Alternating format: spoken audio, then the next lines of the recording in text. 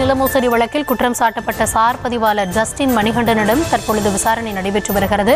நீதிமன்ற உத்தரவின்படி Justin Manikandan Dindigul CBCID அலுவலகத்தில் ஆஜரான நிலையில் தொடர்ந்து அதிகாரிகள் அவரிடம் விசாரணை மேற்கொண்டு வருகிறார்கள். 100 கோடி ரூபாய் மதிப்பிலான பழனி முருகன் கோவில் நிலத்தை முறைகேடாக பத்திரப்பதிவு செய்த விவகாரத்தில் குற்றம் சாட்டப்பட்ட சார் பதிவாளர் ஜஸ்டின் மணிகண்டனிடம் தற்பொழுது விசாரணை மேற்கொள்ளப்படுகிறது. நீதிமன்ற உத்தரவின் அடிப்படையில் ஜஸ்டின் மணிகண்டன் திண்டுக்கல் சிபிசிஐடி அலுவலகத்தில் ஆஜரான நிலையில் 2வது நாளாக அவரிடம் சிபிசிஐடி அதிகாரிகள் துருவி விசாரணை மேற்கொள்வதாக கூறப்படுகிறது. சிபிசிஐடி காவல் கண்காணிப்பாளர் ஷாஜிதா விசாரித்து வருவதாக கூறப்படுகிறது. பழனி நில மோசடி விவகாரம் தொடர்பாக சார் பதிவாளரிடம் தொடர் விசாரணையானது நடத்தப்பட்டு வருகிறது. அது குறித்தான அண்மை செய்தியை பார்த்து வருகிறோம்.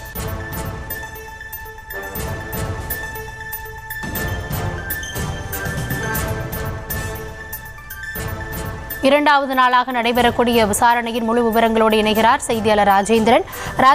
2வது நாளாகவும் தொடர்ந்து விசாரணைகள் மேற்கொள்ளப்படுகிறது. என்னென்ன கேள்விகள் முன்வைக்கப்படுது? அவர் தரப்பிலிருந்து ஏதாவது பதில் வழங்கப்பட்டு இருக்கிறதா? என்ன விவரம்? வணக்கம். தமிழகம் முழுவதும் பெரும் பரபரப்பை ஏற்படுத்திய பழனி நில மோசடி விவகாரம் விசாரணை தற்போது உச்சகட்டத்தை எட்டியிருக்கிறது. அடிவாரம் பகுதியில் தண்டபாணி சுவாமிகள் மடத்துக்கு வழங்கப்பட்ட சுமார் 1 ஏக்கர் 40 சென்ட் நிலத்தின் சந்தை மதிப்பு 100 கோடி ரூபாய் இருக்கும் என சொல்லப்படுகிறது. அந்த நிலத்தை வெறும் 2 கோடிக்கு போலி அறக்கட்டளையை ஆரம்பித்து முருகதாஸ் என்பவர் விற்பனை செய்திருக்கிறார். சேதுபதி வெள்ளத்துறை என்பவர்களது பெயரிலே இந்த நிலமானது பதிவு செய்யப்பட்டிருக்கிறது. இந்த நில மோசடி தொடர்பாக பழனி கோவில் பிரிவு கண்காணிப்பாளர் முருகானந்தம் அளித்த புகாரின் பேரில் 4 பேர் மீது வழக்கு பதிவு செய்யப்பட்டிருக்கிறது. இதில் அரசு துறையை சார்ந்த, அதாவது பத்திரப்பதிவு துறையை சார்ந்த ஜஸ்டின் மணிகண்டன் என்பவர் விதிகளுக்கு புறம்பாக இந்த நிலத்தை பதிவு செய்து கொடுத்திருக்கிறார். இதையடுத்து அந்த புகாரின் பேரில் 4 பேர் மீது பழனி அடிவாரம் காவல் நிலையத்தில் வழக்கு பதிவு செய்யப்பட்டது. தொடர்ந்து இந்த வழக்கானது சிபிசிஐடிக்கு மாற்றப்பட்டு 15/7/2026 முதல் விசாரணை மேற்கொண்டு வருகின்றனர். சிபிசிஐடி டிஎஸ்பி அஜய் தங்கம் தலைமையில் முதல் தகவல் அறிக்கையானது பதிவு செய்யப்பட்ட நிலையில் தற்போது தென்மண்டல சிபிசிஐடி எஸ்பி ஷாஜிதா நேரடியாக விசாரணை நடத்தி வருகிறார்.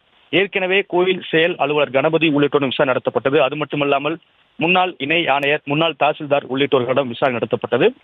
தற்போது இந்த விசாரணை அடுத்த கட்டத்தை சென்றிருக்கிறது. 1880ஆம் ஆண்டு முதலான ஆவணங்கள் பெறப்பட்டு ஆய்வு செய்யப்பட்ட நிலையில் தற்போது அந்த நிலம் ஆக்கிரமிப்பில் இருந்தபோது அங்கு செயல்பட்ட கடைகளுக்கு மின் இணைப்பு வழங்கப்பட்டது குறித்தும் மின் வாரியத்திற்கும் சிபிசிஐடி நோட்டீஸ் அனுப்பியிருந்தது. அங்கு பெறப்பட்ட ஆவணங்கள் தற்போது ஆய்வு செய்யப்பட்டு வருகிறது.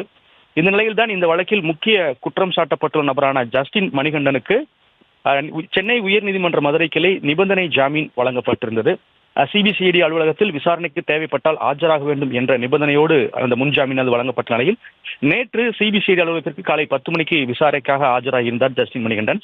காலை 10 மணி முதல் 11:30 மணி வரை சிபிசிஐடி அலுவலர் சந்தானலட்சுமியும், அதன் பிறகு 11:30 மணி முதல் மாலை வரை டிஎஸ்பி அஜய் தங்கமும் விசாரணை மேற்கொண்டனர். நேற்று மட்டும் மொத்தம் 7 மணி நேரம் விசாரணை நடைபெற்ற நிலையில் 5 மணிக்கு ஜஸ்டின் மணிகண்டன் சிபிசிஐடி அலுவலகத்திலிருந்து புறப்பட்டு சென்றிருந்தார். இந்த நிலையில்தான் இன்று 2வது நாளாக சார் பதிவாளர் ஜஸ்டின் மணிகண்டன் திண்டுக்கல் சிபிசிஐடி அலுவலகத்தில் ஆஜராகிறார். இன்று அவரிடம் தென்மண்டல சிபிசிஐடி காவல் கண்காணிப்பாளர் ஷாஜிதா ஆய்வு மேற்கொண்டிருக்கிறார். அதாவது இந்த நில பத்திரப்பதிவு தொடர்பாக கோவில் விதிகள் நோட்டீஸ் கொடுத்தும் அதை பதிவு செய்தது ஏன், எந்த அடிப்படையில் பதிவு செய்யப்பட்டது, அந்த ஆவணங்கள் முறையாக பரிசீலிக்கப்பட்டதா, பணிக்கு வந்த ஒரே நாளில், அதாவது ஏற்கனவே இருந்த சார் பதிவாளர் விடுமுறைக்கு சென்ற ஒரே நாளில் நீங்கள் பணிக்கு வந்தது எப்படி, இதற்கான உத்தரவை பிறப்பித்தது யார் என பல்வேறு கேள்விகளை சிபிசிஐடி அதிகாரிகள் கேட்டு வருகின்றனர்.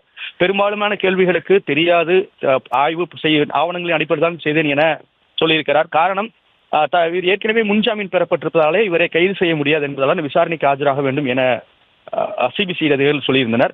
அதே நேரத்தில் தெளிவான கேள்விகளுக்கு என்னென்ன கேள்விகள் கேட்கப்பட்டது என்பது குறித்து சிபிசிஐடி போலீசார் இதுவரை எந்த தகவலையும் சொல்லவில்லை. ஆரம்பத்திலிருந்தே இந்த விசாரணையானது ஒரு ரகசியமாகவே நடந்து வருகிறது என்றுதான் சொல்ல வேண்டும்.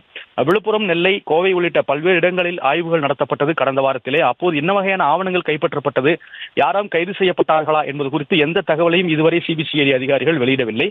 அதே போல நிலத்தை விற்றதாக சொல்லப்படும் முருகதாஸ், வாங்கியதாக சொல்லப்படும் வெள்ளத்துறை, சேதுபதி ஆகியோர் இப்போது வரை தலைமறைவாகத்தான் இருக்கிறார்கள். அவர்கள் தேடப்பட்டு வருகிறார்களா அல்லது கைது செய்யப்பட்டு விட்டார்களா, விசாரணை வளையத்துக்குள் கொண்டு வரப்பட்டிருக்கிறார்களா, எந்த தகவலையும் சிபிசிஐடி இதுவரை தெரிவிக்கவில்லை. நாம் தொடர்பு கொண்டு அதிகாரிகளை தொடர்பு கொண்டு கேட்கும் போதெல்லாம் விசாரணை நடைபெற்று வருகிறது, விரைவில் ஒரு அறிக்கையாக தருவோம் என்றுதான் தொடர்ந்து சொல்லி வருகிறார்கள். ஆனால் தற்போது வரை அதிகாரப்பூர்வமாக எந்த அறிவிப்பையும் சிபிசிஐடி அதிகாரிகள் தரவில்லை. விவரங்களுக்கு நன்றி ராஜேந்திரன்.